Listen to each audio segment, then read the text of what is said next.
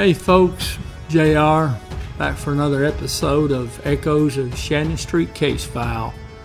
It's going to be episode 86, Some Sort of a Messiah. Before we get started, folks, I want to throw something out at you. My wife and I started a YouTube page. It's a true crime page, and it's entitled Coffee, Tea, and Crime.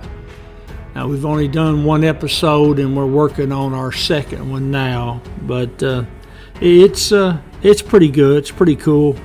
I've added it to my link tree, which is down in the description, so good chance.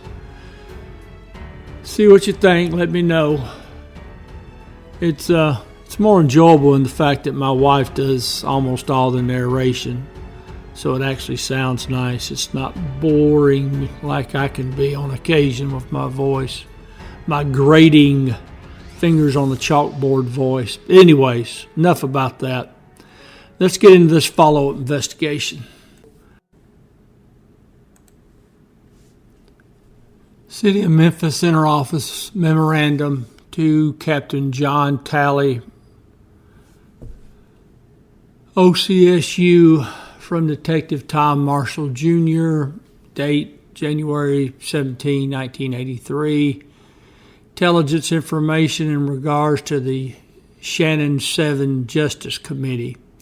As per your instructions, Detective T. Marshall went to the 2239 Shannon address on Friday, 1/14/83, approximately 12:01 p.m. Upon arriving, I observed several male blacks who represented some type of organization. It was also found later that a press conference had been called by a male black known as Lance Watson, O. Sweet Willie Wine, second alias, and most current, Minister Abdul. Sweet Willie Wine had called the press conference regarding the shooting of the 7 male blacks that had now become known as the Shannon 7. Might be noted that Lance Sweet Willie Wine appears to be the organizer as well as the main spokesman for all parties interested or having any concern in regards to the Justice Committee. Also present was N.T. Brother Green, who is representing the Cypress Health and Safety Committee. Brother Green appears to be the second spokesman representing the group known as the Shannon 7. Brother Green did not make any opening speech representing the group, but only backed up Lance Sweet Willie Wine Watson's statement made to the press. I get the feeling that Detective Marshall enjoys typing out the entire name for Mr. Watson.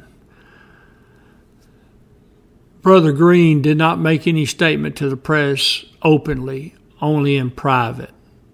Also present was the 8th District Organization, which was represented by C.B. Myers, who is a male black. He was there basically as an onlooker and did not make any type of speech openly to the press, and at times was observed to talk with people in an effort to more or less quell or possibly put a lid to some of the rumors and some of the other distractions that were being attempted to be made by Lance Watson and Brother Green.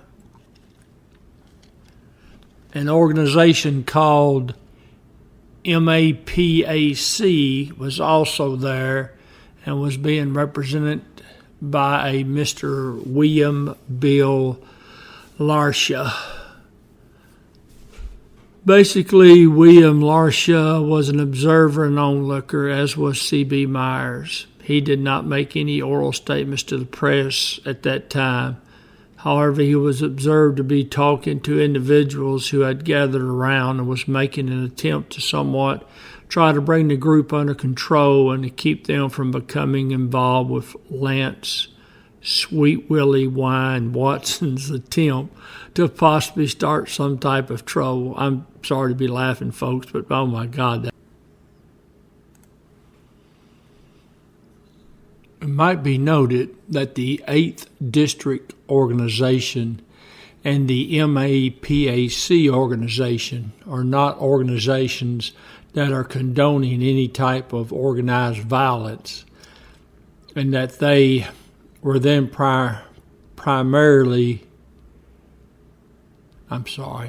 and that they were there primarily to help try to control the crowd and keep any trouble from being ignited by Lance Watson. And Mel Black drove onto Shannon Elementary School's parking lot, jumped out, and took 2 green, black, and red flags from the rear of the car, ran across the street to the 2239 Shannon address, and nailed the flags to the front of the house, and then stood at attention. I am glad to hear that there were people, individuals, organizations that were wanting to protest, but to do it in a way that involves nonviolence.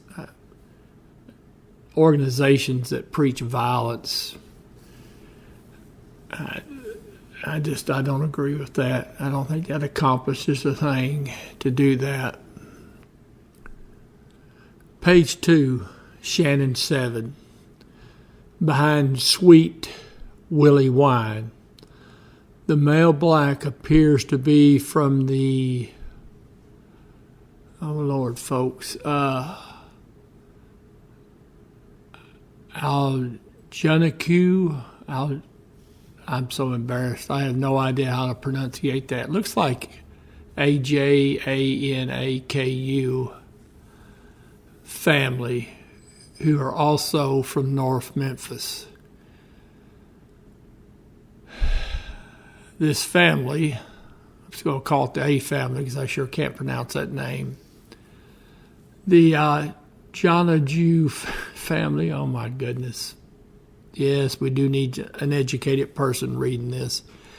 Consists of approximately 100 persons, and they all live in the area bound by Jackson on the south, Henry on the north, Randall on the east, and Olympic on the west. This male black is described as approximately 170 pounds, stocky build, 5'10", tall, very dark complected, full beard and mustache, wearing light-colored trousers, dark, multicolored long-sleeve shirt, and a green dashiki on top of the sweater. Folks, I apologize if I just crucified that word as well. The unknown male black was operating approximately a 1965-66 four-door white Pontiac bearing Tennessee license Bravo Kilo Charlie 821, which shows to be registered to a Cherry Allen of 1321 Valentine on a 1962 Chevrolet pickup, blue in color. The Lord, he's added letters to it now. The Jana Juicer, known to have the potential to be violent. Approximately 12:30 p.m., 1/14/83, Sweet Willie Wine called for reporters and press personnel, and he started his press conference. He stated that they had lied when it was stated in the paper that he had been used to negotiate. He further stated that the situation would have been different had he been given the opportunity to negotiate. Now, well, it's always easy to talk about what could have been done.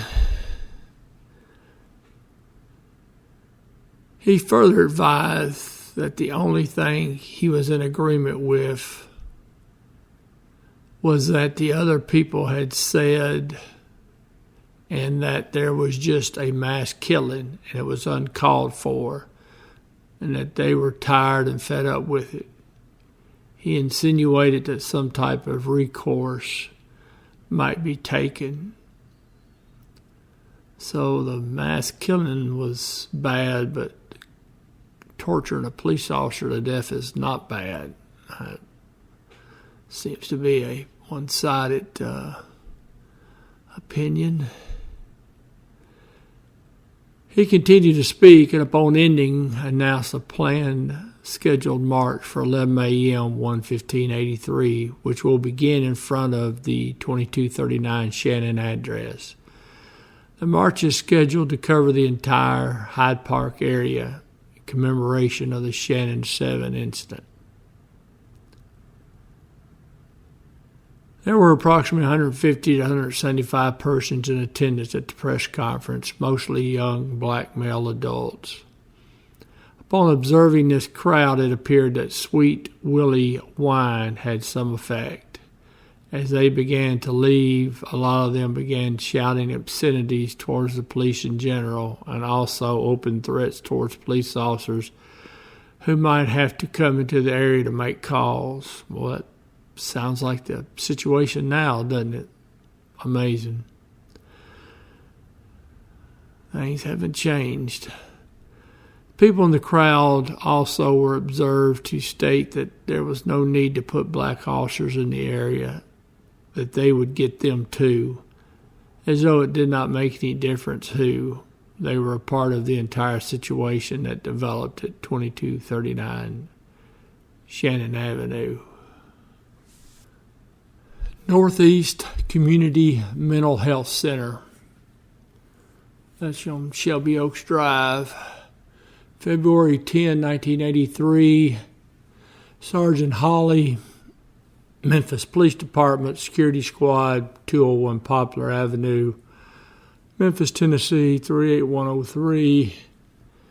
Dear Sergeant Holly, subject your request by telephone conversation on 2883 for a letter giving the content of my telephone conversations with Captain Lewis pertaining to the Shannon Avenue hostage incident. When we went through the negotiations and whatnot, there was mentions made of psychiatrists who had treated Lindbergh Sanders. That's this doctor here. On the morning following the hostage taking, I was made aware of the incident and that one of the center's patients, Lindbergh Sanders, was involved. I phoned Captain Lewis to give any information that we had which might be useful. I spoke with him by phone about 3 times between approximately 8:30 a.m. and 10 a.m. I related Lindbergh Sanders' diagnoses, paranoid state with secondary depression, his frequency of visits, and his most recent visit to the center, 12/22/82. I think I also described his condition during his treatment here, 6 years, as being psychotic at times with prominent religious delusions, seeming to believe at times that he was some sort of Messiah and that he at times had direct communication with God and had referred to himself as little Jesus. He believed that his duty in life was to save others from hell by converting them to his particular religious beliefs. His chief concern, and the most stressful for him, had always been his immediate family, since he was unable to convert them, and therefore they were doomed to go to hell. He was at times very depressed because of this. I was not aware of any violence being directed towards others except an occasional family dispute, and in particular, I was not aware of any violent tendencies inherent in his delusional system, nor of any actual followers, but, as already stated, I knew he attempted to convert others. Page 2, February 10, 1983. After further review of the chart, I found 2 notes by other psychiatrists stating that Mr. Sanders believed he had been attacked and killed by police in 1975, and that God had brought him back to life, and he therefore could not be killed again. I phoned Captain Lewis back, gave him this information, and told him I was sorry that this was the case. Captain Lewis asked me how long his present psychotic condition could last.